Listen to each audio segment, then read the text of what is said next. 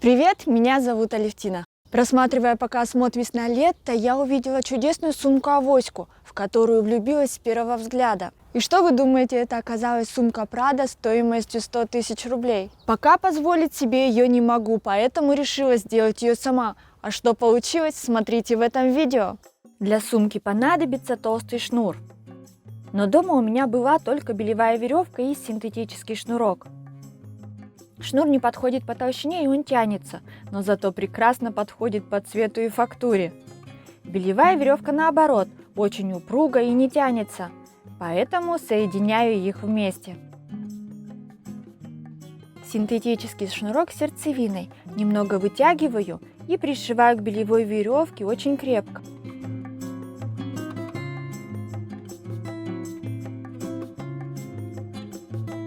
Таким образом, чтобы получился плавный переход. С другой стороны вытягиваю сердцевину из шнура и заменяю ее белевой веревкой.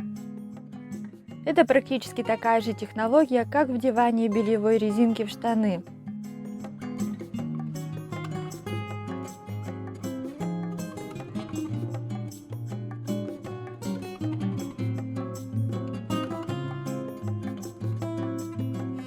Когда полностью перетянула сердцевину, расправляю шнур по веревке до равномерной толщины. Здесь хорошо видно, как шнур стал толще, ровнее и красивее. Кроме того, он абсолютно не тянется. Таких мне понадобится 16 штук длиной 2,5 метра. Раскладываю веревки параллельно друг другу. Правой веревкой обвиваю левую и завязываю узелок. Таким образом, левая веревка находится внутри узелка правой. Придерживая узелок в нужном месте, затягиваю. В верхней части узла веревки меняются местами. Получается, что в месте узла веревки как бы перекрещиваются между собой. В макраме такой узел называется галстучный.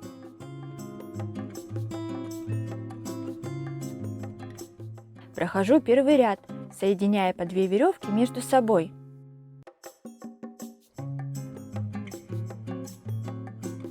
Далее плету нижний ряд. Здесь уже узелок делаю из левой веревки таким же образом.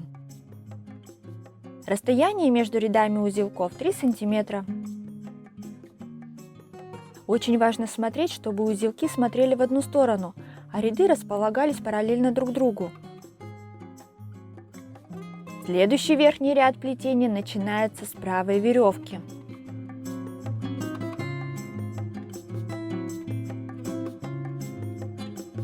Для того, чтобы узелки не сдвигались с места при плетении, фиксирую их клеевым пистолетом. Теперь мне понадобится, как всегда, моя помощница – книга.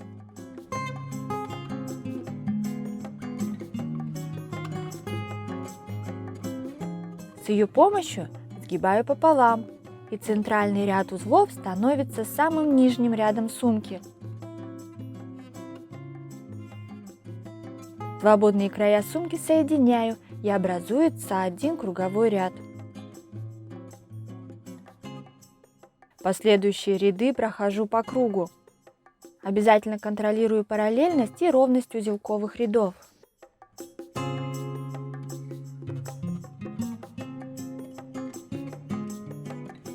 Таким образом плету 8 рядов, как у оригинала, и закрепляю каждый узелок клеевым пистолетом. Пришла пора делать ручки. В нижнем ряду отсчитываю 4 узелка и нахожу середину. И здесь я поняла, что не хватает еще одного ряда, для того, чтобы симметрично расположить ручки. Если оставить так и разделить по 4 узла, то будет искривление и ручки сместятся в одну сторону.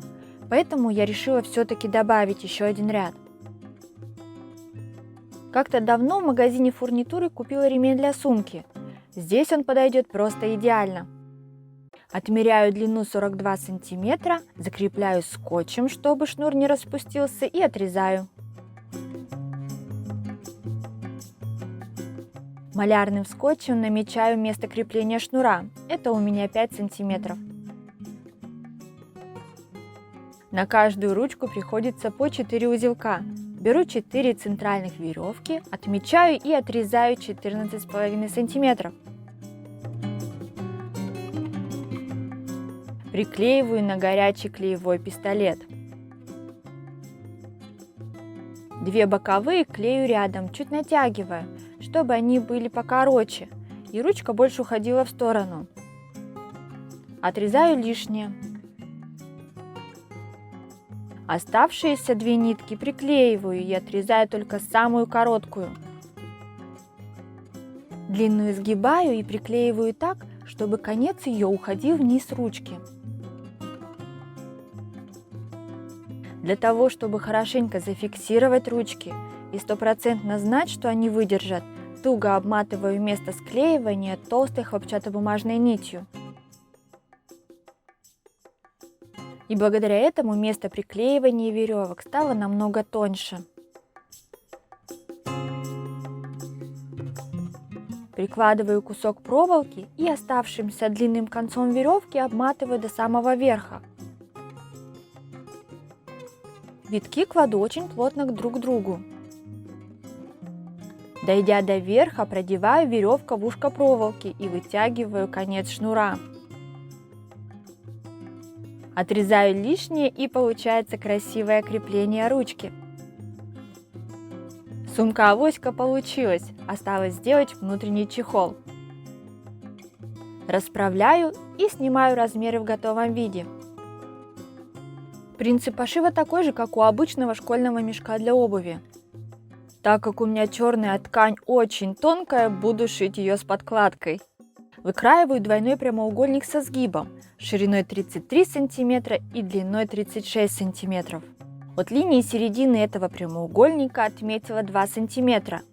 В этих местах будут отверстия для шнурка. Отмечаю место для выворачивания, не забывая про припуски. Но чтобы внутренний чехол хорошо держал форму, использую подложку под ламинат. Таким образом он получится жестче.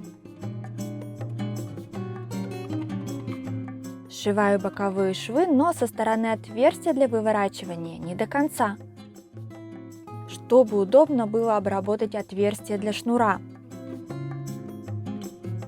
Припуск маленьких отверстий подгибаю и прошиваю по контуру.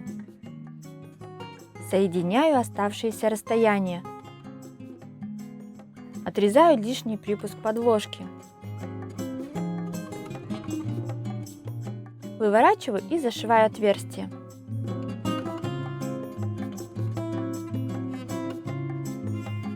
Вставляю внутрь подкладку, хорошо расправляю.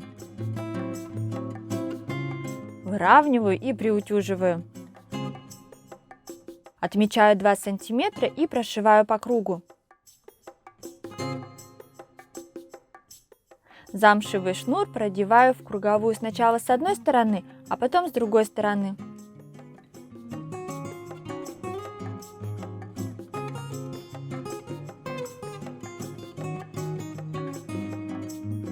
Завязываю узелки и обрезаю лишнее.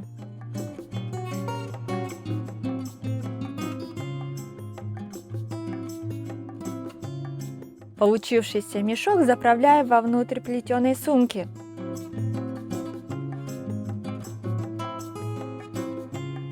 Для того, чтобы он никуда не съехал и не сбежал, пришиваю шнурок и привязываю к лямкам сумки. Можно радоваться и бежать на прогулку или шопинг.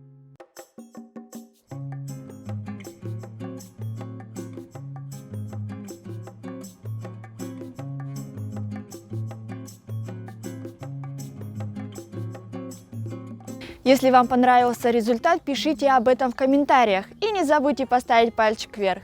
На этом я с вами прощаюсь, до новых встреч!